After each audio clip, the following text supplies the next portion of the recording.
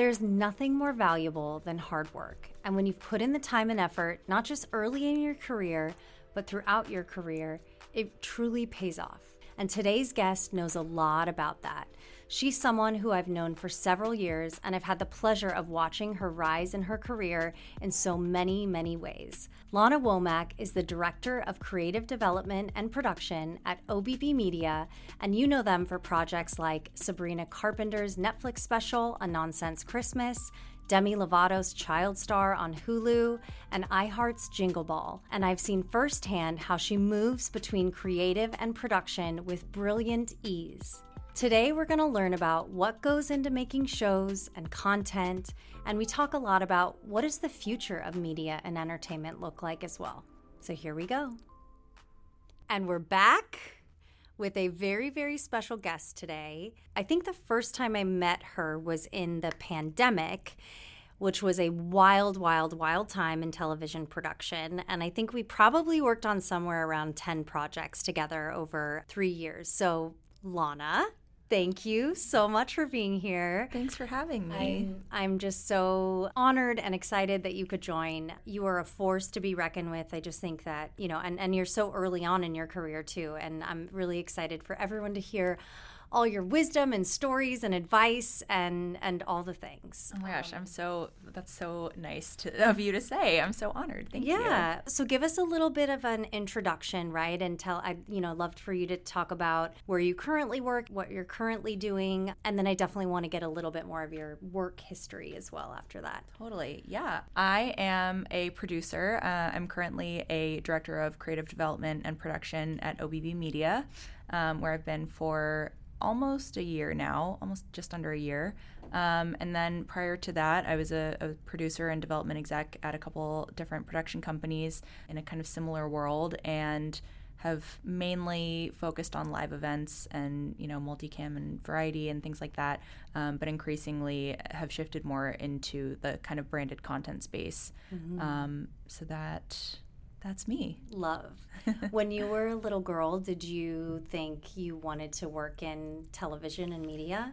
So no, but now in hindsight, there were a lot of signs, I think. But I grew up in rural Virginia and definitely had no exposure to the entertainment industry or no kind of awareness of how things were made or how it worked. So it definitely wasn't something that I knew of or thought about until I came to college at UCLA, and then obviously being in LA, suddenly you're like, oh, there's what's CAA and WME, and people are in the mailroom, and what's that? But in hindsight, I used to always, watch, movies and things like that. But more than the movies, I was obsessed with the bonus features and the behind the scenes and the making of stuff. And I would always watch, we had the Lord of the Rings box sets that were 1 million hours long, and I would watch 7 hours of bonus features of just the making of and the prosthetics and the set design and the location, scouting, even, just so cool. All that stuff that now in hindsight I'm like, oh, that's hilarious. I do that for a living now. Yeah. on a different scale. But so now looking back, I can see that there were signs, but I didn't know at the time.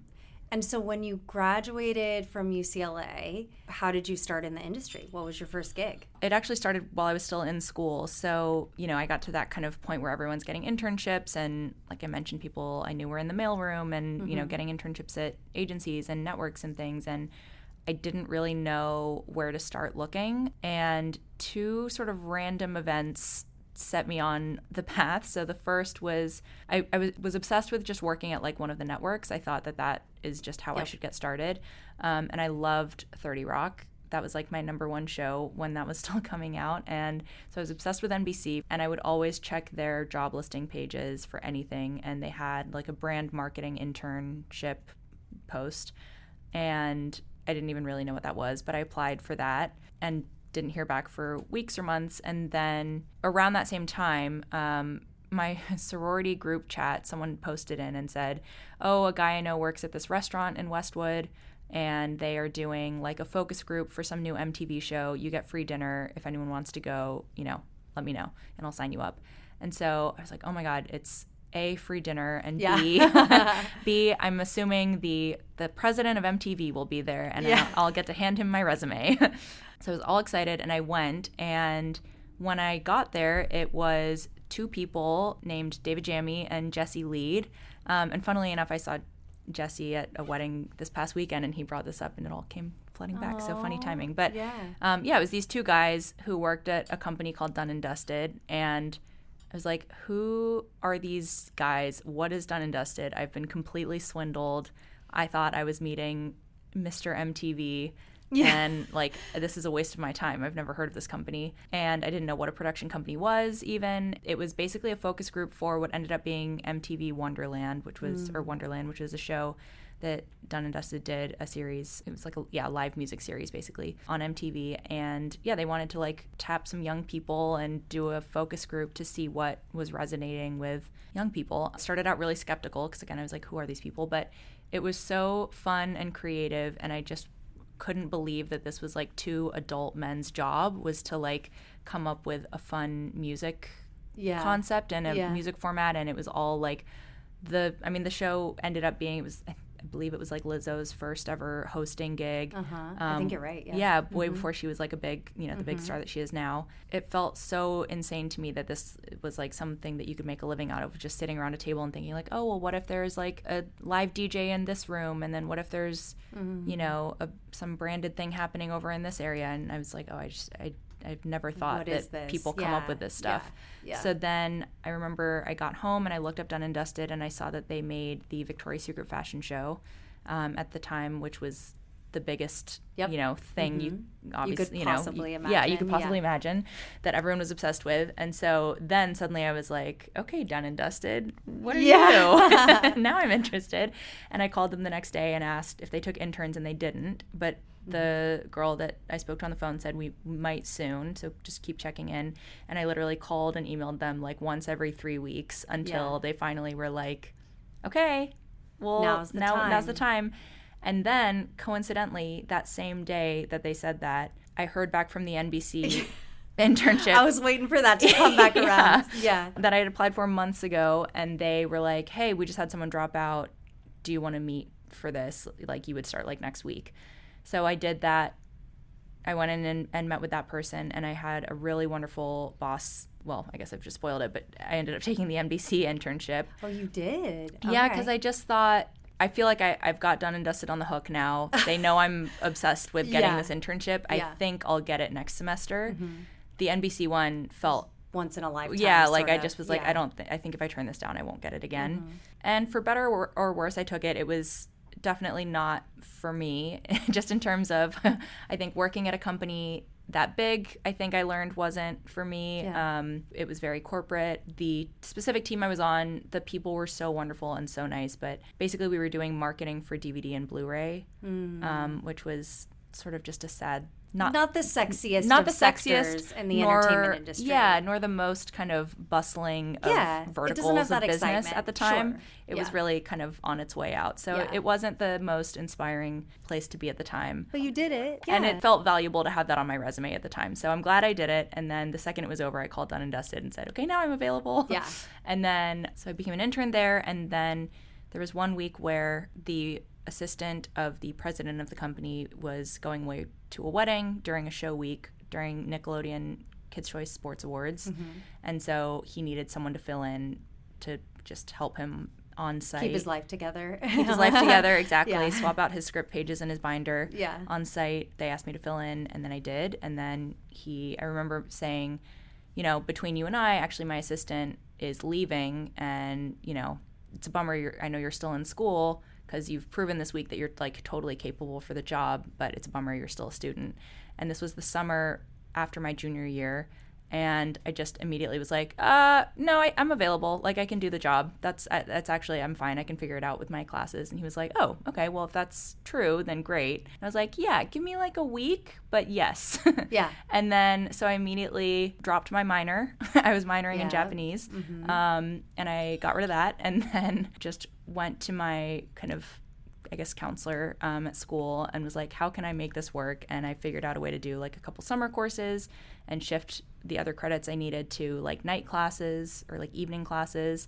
And then I went back to my internship the next week, and I was like, okay, I figured it out. If you are okay with me leaving like an hour early on, 2 days a week, then I'll make it work. In. Wow. And so then I started, I guess that fall probably, my whole senior year, I was an assistant. Working. Yeah. You were working. Full time. Wow. That's incredible. I mean, I didn't know that. It's so telling too, right? Because you're one of those people that hard work just sort of comes out of your pores, right? You just have this like calm confidence. You have to put in the work, right? Yeah. You have to be willing to go the extra step, work the extra hours, like figure it out, set some things aside. And I think a lot of times like people don't do that and then fast forward and they're kind of like, why didn't this work out? It's like you didn't put in the time, like when you needed to put in the time. Yeah. And I think like in this industry too, I'm sure as with many others, but there's so many hungry people that want to do the work. There's a line out the door. door. And so if you're not persistent and constantly reminding people that you exist,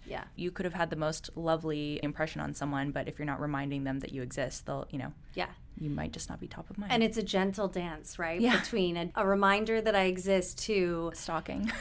Holy cow, this person's hitting me up again. Yeah. Do I just stop responding? Because totally. Yeah. I want to dig a little bit into what I believe, and I think you really dance between these two worlds of creative, but then you also have this immense, well, let's call it a business savvy, right? And I think that's the piece where like the production side of stuff comes in, right? The logistics, the budgets, the pay, right? And I feel like you've always, on many of the things we've done, like you dance between these two worlds. So I'd love to just talk, a little bit about what does that feel like and sort of what have you learned about yourself as you've grown in your career? I think anything I've learned has been learned for the most part by kind of like a trial by fire. Like I think the biggest times I've sort of felt myself growing and learning really sort of tangibly have been when I'm sort of thrust in a situation where like I really don't know what I'm doing and I shouldn't be the one making these decisions, but somehow I am. And so I guess I just have to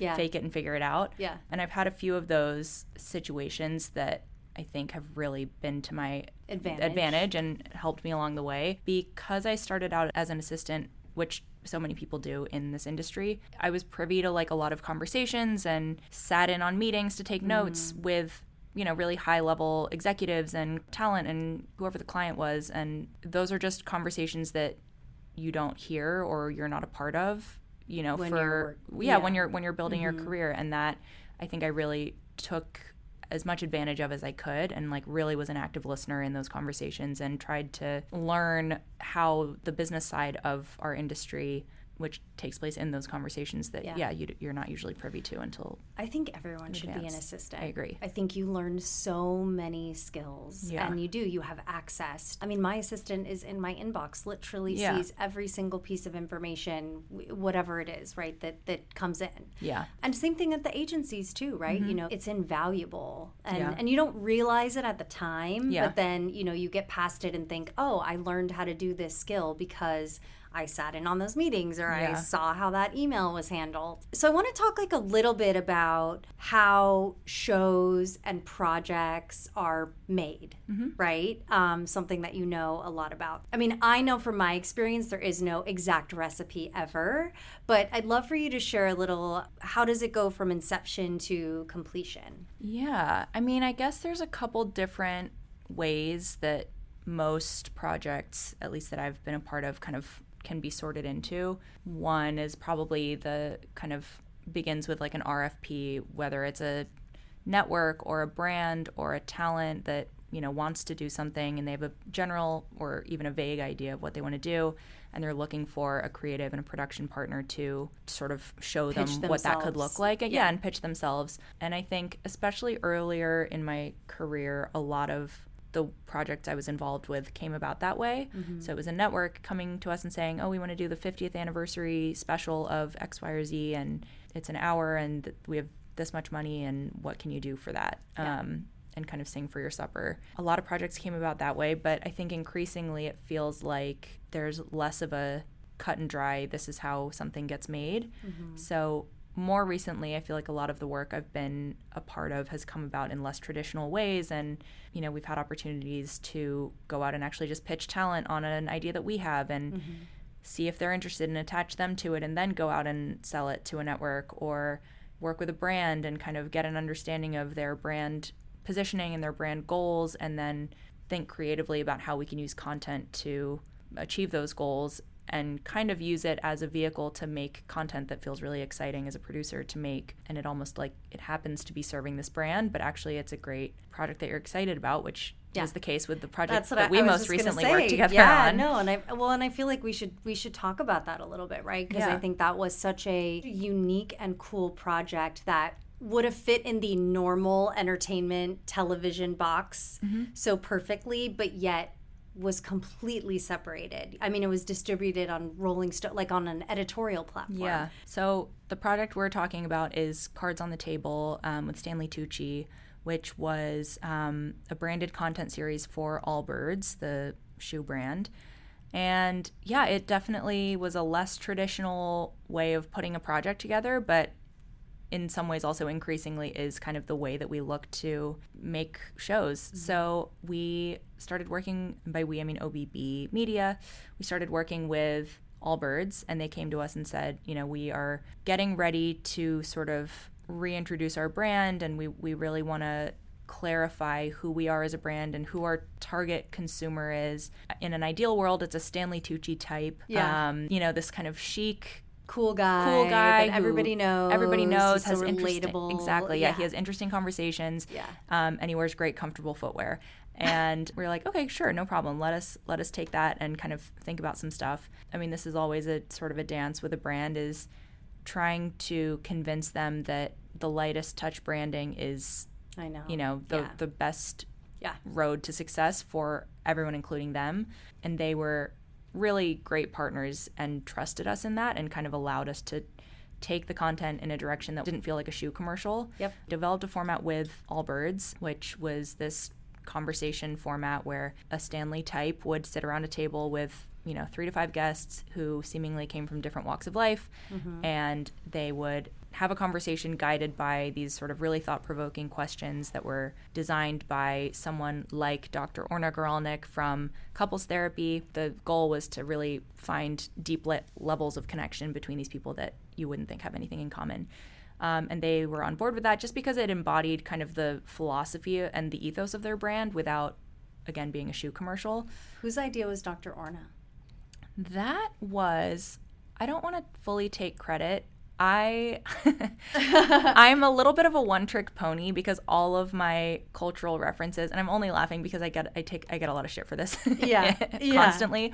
All of my references for almost anything are Armchair Expert. It's just kind of one of the very few podcasts that I've continued all these years listening to, and it's just just like hanging out with my friends when I put on the podcast because I just know their voices so well.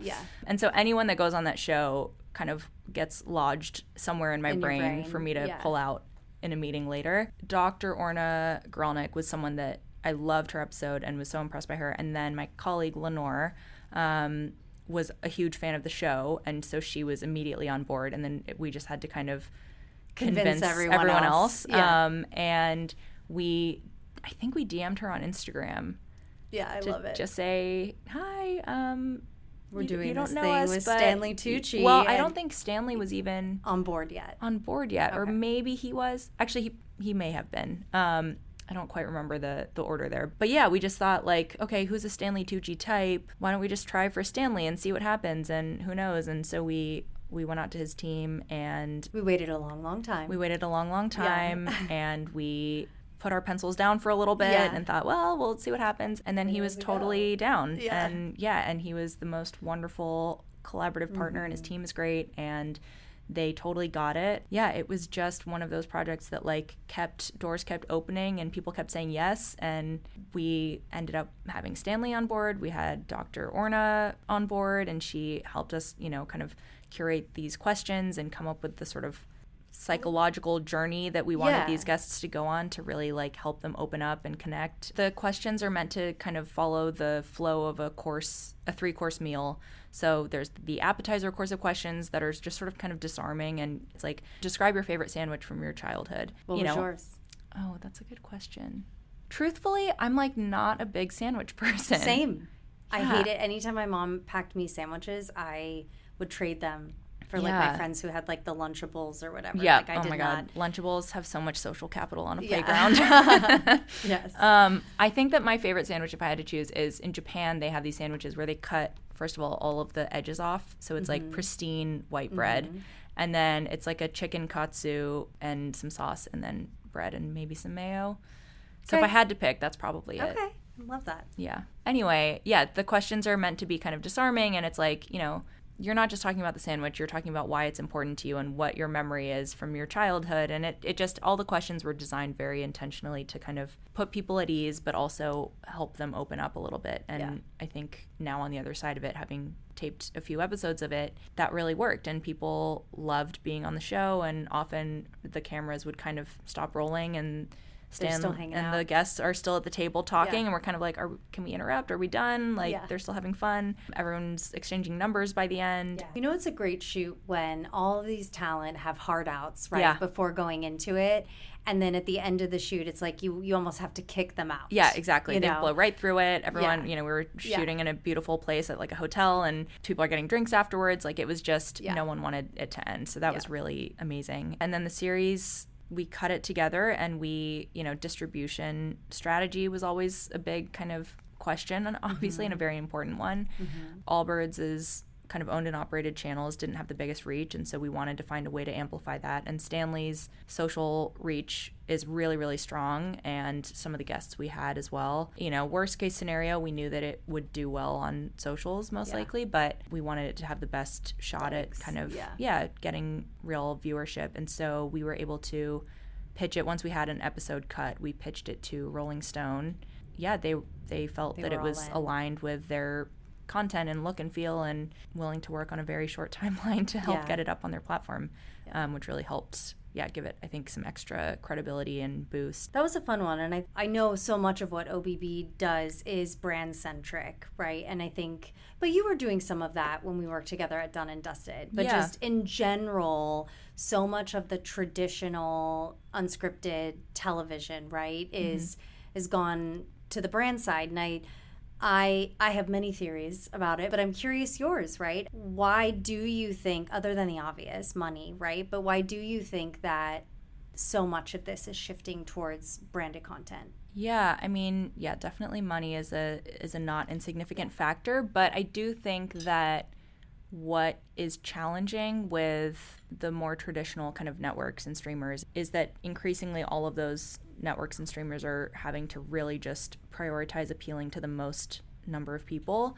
And that was always such a struggle in more traditional TV development that I did, where, you're doing a big network show and you need to appeal to the younger audience but not alienate the old audience, and also promote, use this as a vehicle to promote the talent from our new show coming out this fall. Then you just unfortunately watch the idea get diluted and diluted and diluted until you check all those boxes. And I don't know that in the end your end result is the most impactful piece of content that it could have been. And I think with brands, what's really exciting is that not always, but often they have a really clear goal and audience that they're trying to reach, and they have a clear brand voice. And if you get lucky with the brand partners that you have, which we have been with most of ours, you end up working with someone that's a pretty easy yes or no on everything. It's like, no, that person doesn't really represent our brand in the right way. Yes, this person does. Our goal is to highlight this product, or it's to tell this message. Then because that direction is clearer, there are opportunities to take some more creative risks, because you can come up with fun, interesting ways to achieve that goal in a more creative way, because the other big goal is just always to, make the most amount of noise and the biggest impact online, and that does take some big swings sometimes. And so I think brands increasingly recognize that, so they're willing to kind of take those swings, but they're still focused in a clearer way. It's a great point. And I think also, you mentioned it earlier, when the brand is saying, hey, we're coming to you because you're the best at what you do, and they actually let you run with it and go with it. It's mind-blowing what is possible, right? Because even when we were doing the Stanley Tucci, we had such a short amount of time by the time it was, and it was over the holidays, right? It was like timing couldn't have been worse. I think it was like December 1st, we're a go, you know, and we're filming like January 12th or something, you know. Okay, have a great holiday season. We just had to have a lot of conversations because people are traveling or they're not, you know, it's just kind of a weird time of year.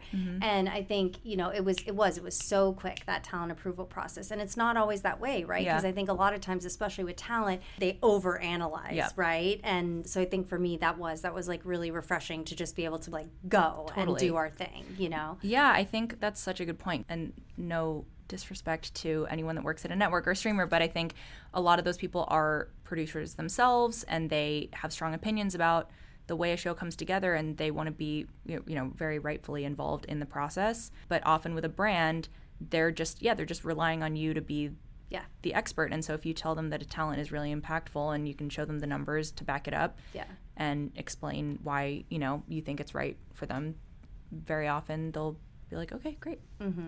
Totally. Oh my gosh, it's so nice. In looking back at your career, I mean, I would love to hear, were there any projects or shows or moments that was just like a turning point or that could never be done again? It was just a game changer for you?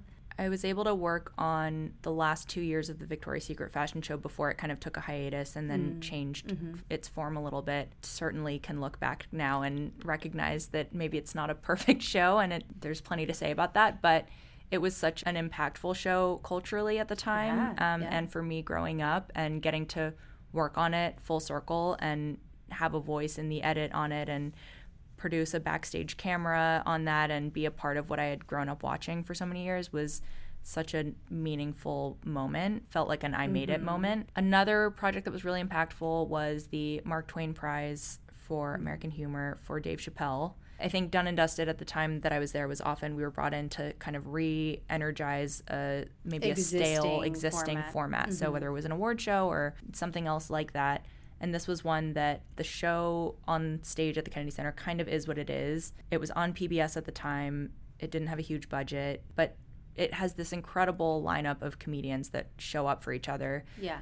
So it feels like there's a huge opportunity to do something amazing, but somehow it's like there's not a lot of wiggle room. And we had done the show the year before to honor Julia Louis-Dreyfus, and that was a really fun, great show to work on, and I think it turned out really well. But then with Chappelle, his team and he as kind of a creative artistic genius that he is, really was able to, you know, push us even further to change the show and play with the form a little bit. And so we did a stand-up show in DC the night before the event with Dave and Tiffany Haddish and a bunch of other comedians that were in town for the event, but also just other friends of his, and he's from DC, and so it was, you know, a really cool show.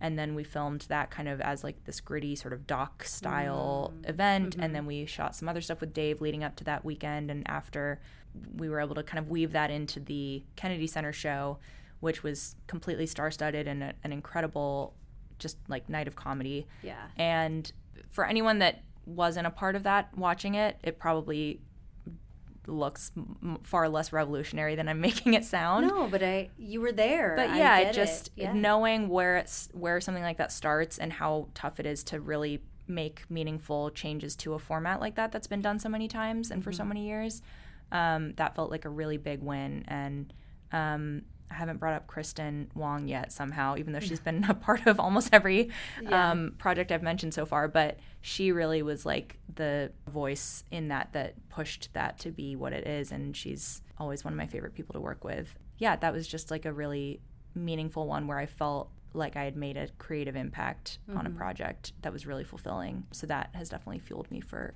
a number of years. I love that. I love that.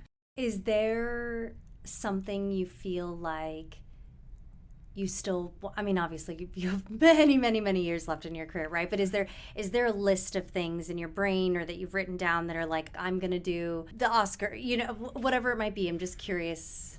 Yeah, I don't know. I feel like increasingly that has gotten sort of vague in a good way, where like I used to feel really focused on like I wanted to, you know, be a showrunner or showrun an award show or something. And I very fortunately got to kind of live that out last year and sort of show run this iHeartRadio Music Festival. It was exhilarating and incredibly stressful. Yeah. And I was like, okay, well, this is great. Well, I was going to say, we've done award show where you see that showrunner position and you're like, whoa. Yeah. You know? Yeah. Very stressful, not very a lot stressful. of sleep. Yeah.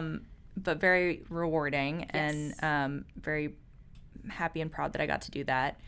But yeah, then it kind of, I guess, the goalposts shift.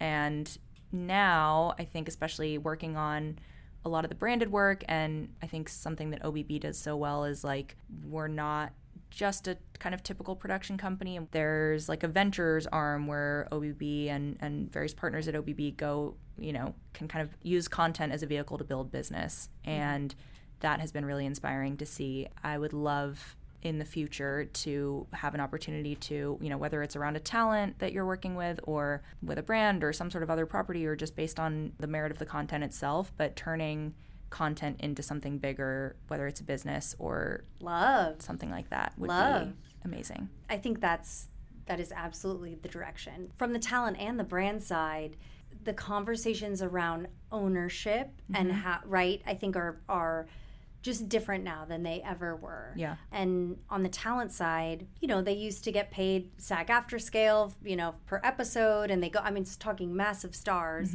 And I think just all of the, understanding value and time and, okay, if we're going to put all this time into something, why not take it to the next level? Because Lana, how many projects we've done some incredible things together, and you just bust your ass for weeks or months and pour your heart and soul, and then it's like, the show ends and you're like, you almost have this like adrenaline crash. Totally, right? yeah. Or the project ends and that's it. So I think that's absolutely brilliant, and I think it's a very interesting time to see how some of those conversations are playing out. Yeah, and totally. What the future of media and entertainment is going to look like. Yeah. Right? And do you have any theories or thoughts on, sort of where you think we may go? In some ways it feels scary, but yeah, sure. I think but anything unknown is going to be scary. Yeah, totally. Right? Yeah. You talked about DVDs earlier, but yeah. The whole moving the industry to streaming was scary. Totally. Yeah. Really good point. Yeah. I think, seeing now what AI already is capable of doing with generating video and video content, and I'm sure in a matter of days, weeks, months, it'll be far beyond anything that, we've imagined. Obviously that's scary in a lot of ways because it disrupts the way that we make content, but hopefully it creates new opportunity, and I'd like to think a human brain still needs to be behind all of that, coming up with the ideas and shaping it, and I'm sure the landscape will change, but hopefully there's still a need for human touch in that process. Yeah, I think that it's about our ability as creatives to utilize the tools. If you avoid them or don't utilize, you're just going to get pushed out the door. But if you are able to come from a perspective of, I understand all of these tools and I know how to use this to make everything more efficient or better or faster or whatever it is, then I think you have so much more value. Yeah, 100%. So yeah, that's scary, but also we'll see where it goes. But yeah, I don't know. I also just think our industry is such a silo, and even verticals within our industry are such a silo. Live and multicam always felt like such a kind of contained space to me, and that was always a big priority of mine, to sort of try and branch out to feel like I could do other types of producing. Yeah. And I think in general, I'd love to just continue branching out, and I think increasingly it seems like companies are branching out now too. It's like a production company isn't just a production company, they also do creative consultancy and whether it's venture, they have to. Yeah, exactly. It's you just have to diversify a little bit more, which I think is exciting because I love not being pigeonholed into one thing. So I agree. More of that. I agree. Yeah. One of the things that I love to talk about with all the guests here is just what makes us feel good, right? I think a lot of times when you're working for someone else, or when you're working, and even at me in running my own business, right? I'm always, most of the time, working for the client or someone else. And so I love to just kind of take a pause and think about how do things make you feel? What actually brings you joy? I definitely enjoy shutting my brain off a little bit. And that used to be mainly something I did by watching Trash anything TV. Bravo. Yeah. A variety of housewife franchises. A lot of people say that. Yeah, like that was just for years and years definitely like all I craved at the end of like a long work day was just like I just need to like not think for a little bit. It has the opposite effect on Really? me. Like I it can't makes you watch anxious reality. or something? No, I think it just like makes me think about work. Oh, for whatever interesting. reason, because it's like I don't know. Yeah, give me a CSI or something. Oh like yeah, so, that's right. We've yeah, talked about this. Yeah, no, I can't do anything really that dark. I just need like fluffy noise. Yeah. But I also really find joy in like completely like non-screen time activities, and I've really tried to prioritize doing that more. You know, we live near the beach, so I'm able to walk the dog on the beach. Yeah. And, you know, stay active and ski in the winter. I don't know. I mean, these are all kind of like no, but I think it's regular things, but yeah, but when you're someone who works so much and not just like the amount of hours, right, but just the brain power and the investment mentally, physically, emotionally, because I know you're that kind of person. And I think so many people in this industry are, right? You have to be passionate to like stick with and do the grind of the media and entertainment industries. Then it's those simple things that bring you just back to being human. Yeah, I think the grounding is like the key part of that. And I've tried to reduce my amount of reality TV intake. And it has been really positive because, yeah, it's just like I think at the end of a long day now when I'm like mentally drained, instead of just plopping down and turning something on, I've really tried to like be a little bit more active. And actually that is rejuvenating in ways that sitting on the couch isn't always. Definitely a balance is important, but I love not that interesting of an answer. But no, I think it's a perfect answer. And what do you feel like makes you feel the most powerful? Oh, I think that for most of my career up until the last few years, I was definitely not the decision maker, rightfully so. It was really rewarding if a piece of something that you said in a meeting made its way into a deck, into a thing, and that was like, you know, you knew it. Yeah. No one else would know it, but you knew that you knew said it. that in that meeting, and that's why that was there. And that was always really rewarding. And now I'm really proud to actually sort of be overseeing projects and really taking, you know, and being in the driver's seat on the projects that I'm across. And all of that credit goes to the team I'm on now and the kind of autonomy that we get and the trust that's placed in us to do that. It can be really hard to, I think, have a job that is like a creative industry job, and it's so subjective, the work we do. And it's very easy for someone to just say, like, no, I don't like that idea. Yeah, it's cool because you're so vulnerable. Yeah. Right? Vulnerability constantly. Totally. Yeah. And so when you do come up with an idea that resonates with other people, and then if you're, you know, fortunate, the 1% of the time that actually then goes somewhere and turns into something, that is like such fuel for a very long time. Hell yeah. That's great. I love that. It's a career milestone, you know, and I think like there will be so many more. I still have them even after running a business almost a decade. Like I feel like that's what it's about, right? Kind of re-leveling up what makes you feel powerful and like getting to that next place and discovering a new layer of confidence in yourself. Totally. That's when I'm like, oh, hell yeah. Like, you know, every once in a while I'm like, dang, I just crushed that. And like, you know, just didn't even like think about it. Totally. And I think we have to like remind ourselves Definitely. of that. I still like, if someone signs off on an idea or if a client likes an idea that I had, there's still a part of me at first that's like, maybe they weren't listening, or like maybe they didn't get it, and like it's gonna hit them eventually that it's a bad idea. I can tell that over time I'm getting better at like, now I'm like, no, this is a good idea and you should like this. Well, and they call that imposter syndrome. Yeah, right? exactly. So much imposter syndrome always. Being here today, for example. I know. When I asked you to do this, you're like, me? What? Why? And I'm like, what do you mean, why? No, I'm still like, why am I here? I've, you know, in the 5 or so years that I've known you, I mean, I've watched you rise, right? Yeah. Like even in the work and the projects that we've done together. And I think I've also seen like that power and that confidence come through in you. And like, there's nothing that makes me happier, truly. Like it's just, it's amazing to see people that you know work their asses off and are so talented and so smart. So anyways, like kudos to you. I adore you.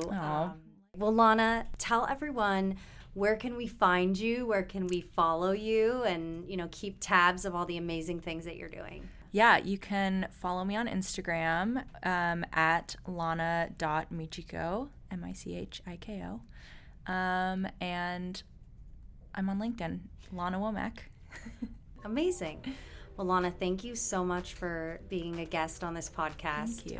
And for, sharing your amazing story. And thank you, everyone, for listening to another episode, listening and watching another episode. I have to get used to that because version 2.0, we have audio and video, people. Things are elevated. Yeah. Yes. Please reach out to us. We want to hear from you. Send us an email. Say hi at cultivatedent.com. And you can give us a follow at Cultivated Entertainment on all of the things.